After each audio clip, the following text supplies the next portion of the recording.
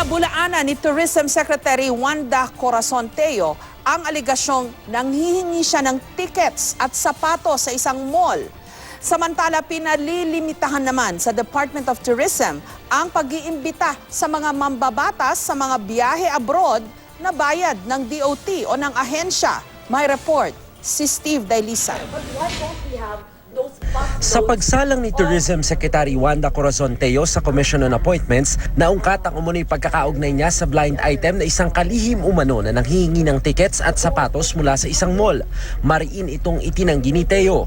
We received report about the blind items regarding the shoes and the tickets, that it seems that you use your power or say, for instance, your position in this regard. Honestly, I can face you all. I am not aware of this, and definitely it is not me. Pinalilimitahan din sa kanya ang pag-iimbita sa mga mambabatas sa mga out-of-the-country trips na bayad umano ng Tourism Department. If it's not necessary, habang pong masyadong yung travel, especially if we are using public funds. Pag-amin naman ni Teo sa komisyon, hindi siya pabor sa pagkakatalaga sa aktor na si Cesar Montano sa Philippine Tourism Board.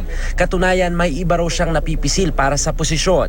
I have to be frank with everybody. I have another choice. 2 days ago, I was in Zamboanga promoting the Pink Sand. My staff called me up, "Ma'am, the appointment paper is already here.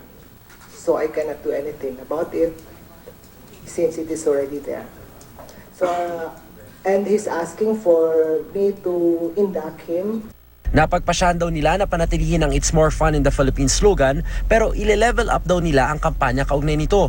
Pagtutuunan daw nila ng pansin ang unique Filipino traits and character na madalas mainit ang pagtanggap sa mga turista. Pangako ni Teo ang 4.4 million foreign tourists sa bansa, patataasin niya ng higit 1 milyon pa kada taon.